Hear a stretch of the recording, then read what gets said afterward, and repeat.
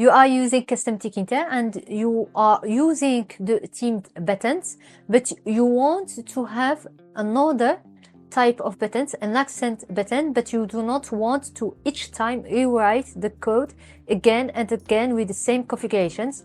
So what you can do is to use a class and create your own custom button.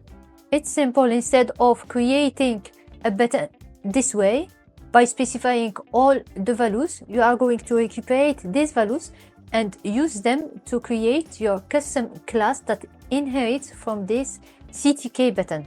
So instead of creating the accent button this way, you will create from an accent button class that you will have to define later without specifying all the configuration values, only the text and the main window, for example.